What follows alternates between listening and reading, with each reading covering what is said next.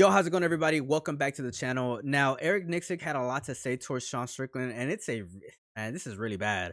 Let's go ahead and read exactly what Eric Nicksick had to say towards Sean Strickland. He said, "I think Sean Strickland needs to evaluate what he wants to do in the sport. If it's just to make money, that's great. Let us know. I want to coach world champions." Now, this is tough, man. It's tough to hear.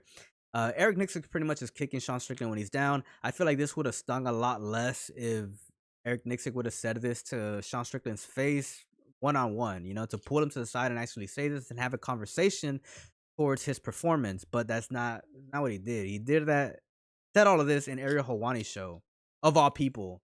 I mean, we all know what Ariel Helwani is known for. Not for all the good It's not for all the good reasons, In my opinion, this just puts Eric Nicksick in a really bad light. It's just something you don't do. Just something you don't do at all.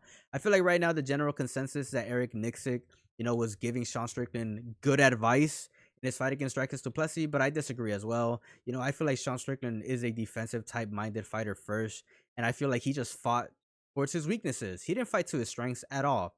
Eric Nicksick wanted Sean Strickland to press the fight, and it's something that everybody was saying that like, oh, that's good advice, but it's really not. I will mention something, and we're going to go ahead and move on, but I just want to go ahead and point this out. Sean Strickland's arguably best round was whenever he got his nose broken. That's an interesting fact. His best round was when he got his nose broken, and of course round one. But in round one, these guys aren't hurt. These guys are fresh. They're both going to try to win round one. That's probably going to be one of the most competitive rounds. But Sean Strickland's one of his most competitive rounds was whenever he broke his nose. Why? Because Dricus du Plessis was pressing the attack. He was trying to finish Sean Strickland. You guys could pretty much hear it in the post-fight press conference. Dricus was like, oh, damn, this motherfucker is catching me. Let me chill out. Why, though? Why? Because Sean Strickland is a defensive, systematic fighter. How do we know that? I said that in my last video. Sean Strickland has a narrow stance, defensive. He has a bladed stance, defensive. He fights in a Philly shell, counter-fighting defensive style. Those are all different systems that Sean Strickland's, those are his fortes, In my honest opinion, I feel like it's just bad instruction to tell a defensive-minded fighter to always press the attack. I feel like Sean Strickland would have had a lot more success if he would have baited Dricus du Plessis to be offensive so he could counter off his offensive schemes, personally. Now, I feel like everybody's saying that, like, oh, Eric Nicksick just wanted Sean Strickland to come forward and attack. And, I get it. I understand that from a judging perspective, it's always going to look good when a fighter's trying to press the attack. But, bro, Sean Strickland was coming forward, and all Dricus had to do was literally move back and attack his base. Literally all Dricus did. And, of course, Sean Strickland did a decent job at checking some of those kicks. Some of those kicks landed really flush. You guys can tell that Sean Strickland was hesitant on coming forward.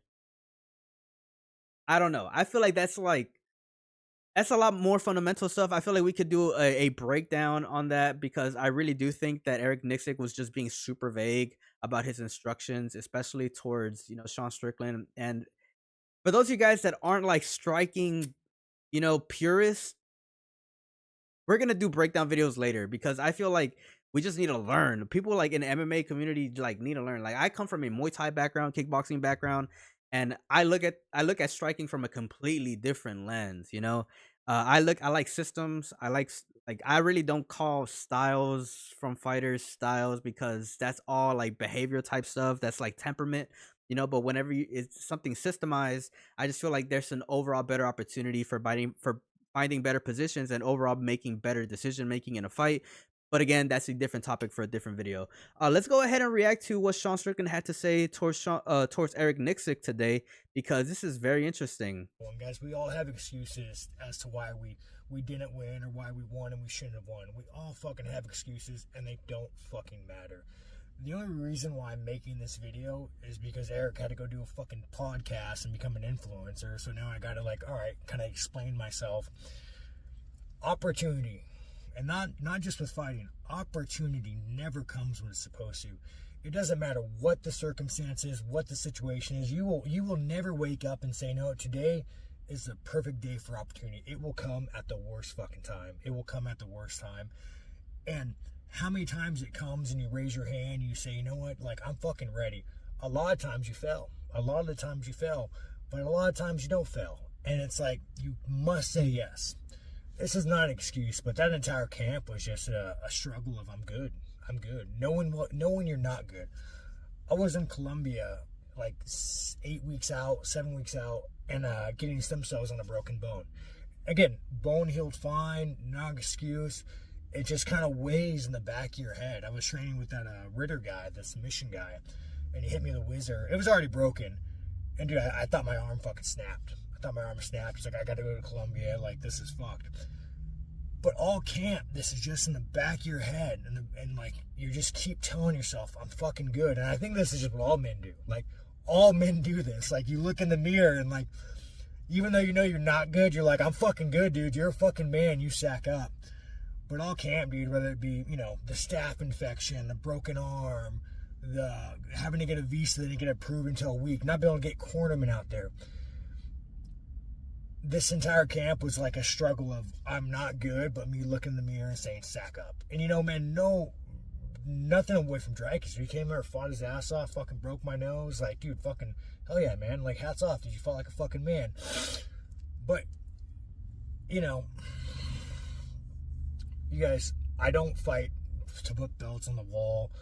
I don't fucking fight because Eric wants to go do a fucking fancy podcast. That's not why I fight. Before fighting, you guys, I had like the lowest self-esteem, fucking couldn't even look at myself in the fucking mirror. Like I didn't even know what like dignity was, when I first started fighting. And kind of through fighting, man, like I've learned like so much. I've met so many fucking amazing people through the UFC and fighting and fight fans. Like you guys have changed my fucking life. Changed my fucking life. Like you've made me grow so much as a person in the ring and out of the ring, and that's why I fight. I fucking love it. I got a lot of fights left on my contract. I love fighting. I'm going back to the gym. I'm working my ass off, and I'm starting from fucking square one. And that's just kind of how life is, dude. Like you'll always get a step back where you're like, all right, well, I got to start over again.